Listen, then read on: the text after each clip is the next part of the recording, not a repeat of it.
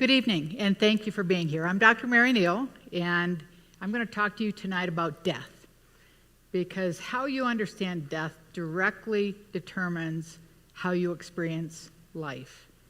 My own understanding of death changed in 1999 when I died while kayaking in South America. I was pinned under 8 to 10 feet of water at the base of a waterfall, and I was without oxygen for 30 minutes before CPR was initiated. And when I regained consciousness, I was in a state of shock. Not because I just drowned, not because of my multiply broken legs, and not because I was on the side of a remote river with no access to medical care. No, I was in an absolute state of shock because I could not believe that I'd been sent back to my body from a place I will call heaven. It was peaceful underwater, and I was held and comforted by Christ. And no, I didn't just think or hope it was Jesus. I knew it was Christ just as I would know my husband of 30 years if I'd seen him in the grocery store. And I was taken through a life review that had little to do with judgment and everything to do with understanding and compassion and grace. And I was shown the beauty that came out of every heartbreak, every challenge, and every disappointment of my life. And then I was released to the heavens. My spirit rose up and out of the river, and I was immediately greeted by a group of people or spirits who had known me and loved me as long as I have existed. And even as they took me down this beautiful pathway woven together with fibers of God's love and exploding with color and flowers and the aromas of flowers, I could look back at the river, and I watched as my purple bloated body was pulled to the shore and my friends started CPR. And I recognized my body, and I knew that I was dead. But despite having a magnificent life with a wonderful husband and these 4 young children who I loved more than life itself, I felt like I was home, and I really had absolutely no intention of returning. And then I was told it wasn't my time, that I had more work to do on earth, and that I'd have to go back to my body. And when I objected, I was given a laundry list of work yet to be done, none of which was desirable, and all of which would challenge me in one way or another. Especially challenging was news of the coming and unexpected death of my oldest son, who, as many of you know, was hit and killed by a car 10 years later. Now, of course, I did go back to my body, and I spent many of the subsequent days and weeks moving between the two worlds, one that contained my past and my future, the God of the universe and all that is love, and one that contained my present, with the family I cherished and the life I enjoyed. Now, I knew I would never be the same again, but at the time I wondered if it was just, a figment of my imagination. Maybe it was the death experience I had always expected. But the problem is, I hadn't had any expectations. Like most of you, I'd never really thought much about my own death. And I certainly hadn't heard of near-death or after-death experiences in 1999. And if I had, I would have discounted them out of hand. Because although I'd been raised in the church, I readily traded my religious beliefs for intellectual ones when I went off to college and medical school. And by 1999, I was a well-trained scientist, doctor, surgeon. I was accomplished, self-confident, smart. Certainly didn't think I needed God. I was probably some mix of humanist, rationalist, material scientist, maybe a cultural Christian, I don't really know. But what I did know is that my experiences underwater had certainly seemed real. And God not only seemed real, but was the only real that mattered. So I needed answers. I spent the many months of my hospitalization and rehab searching for scientific ones.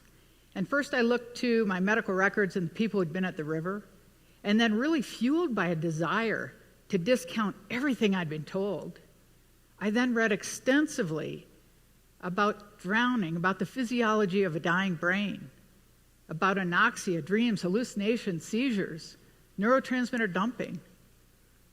But all of these conventional explanations fell short. and the scientific gaps were really unbridgeable. And nothing could account for my unscathed survival or for my profound spiritual experience. Eventually, I realized I'd had a near-death or after-death experience, and I discovered I wasn't alone in this. Almost 20 million people in this country alone have had these profoundly transformative experiences. And a continuation of the soul or consciousness after death is described in every culture, every faith tradition, and every age group. Even very young children who have never been exposed to religion recount near-death experiences. And we all talk about the same things. We talk about this purity of divine love and interconnectedness with all living creatures. And regardless of what our prior beliefs were, God becomes the only truth.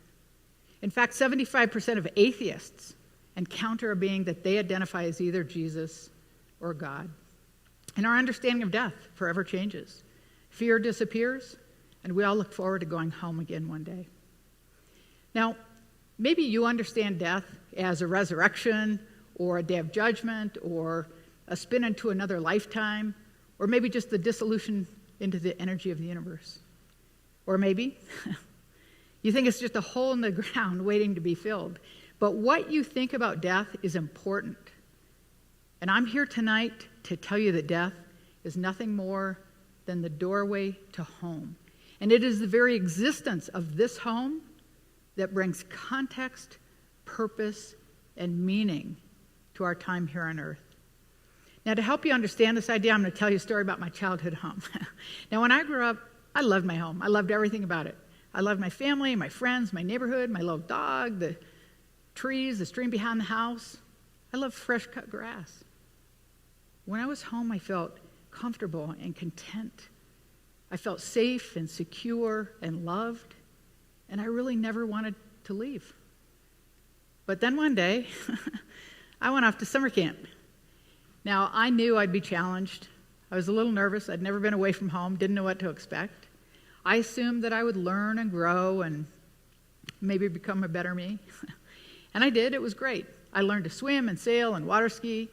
I learned about kindness and humility. I made friends. We made bonfires. It was great. But of course, it wasn't all good. The beds were hard, and I really didn't like the food. My sandals were stolen one day, and I was pretty angry. But I actually felt compassion for the little girl when I learned of her plight. And I ended up giving her most of my clothes. And I hated the time I spent in the nurse's cabin after being stung by a bee. But I was able to find humor in all of this because I knew that my time at camp was temporary. And before long, I'd be going back to my comfortable and familiar home. Sure enough, the camp bus came, took me home. And my friends were sad and they cried a little bit. But really, I was looking forward to going home and sleeping in my own bed, and I knew my family would be waiting for me, and they'd be overjoyed by my return. Now, the point I'm making with this story is that it was the existence and reality of my childhood home and the knowledge that I'd be going back there again that brought a context to my time at camp that allowed me to experience it as a great adventure. And since 1999, that's exactly how I experienced my life here on earth. The reality and existence of our true and permanent spiritual home, the one I discovered on the other side of death, and the knowledge that I and you will be going back there one day, brings a context to my time on earth that allows me to experience it as a great adventure with great meaning and purpose, and it changes the way I experience both good times and bad. Now, another way of understanding this concept is with this next slide.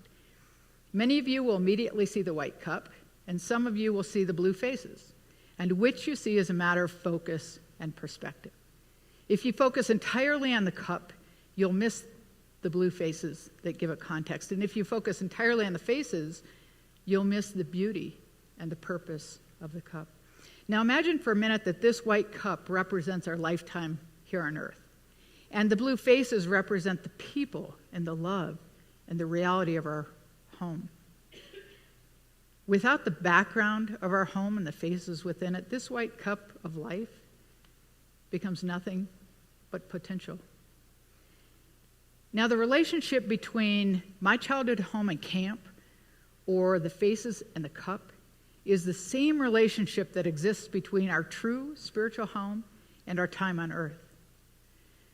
Now, many of you may not want to believe this spiritual home exists, and you may not want to talk about or even think about your own death, but that does not change the truth and the reality of this relationship.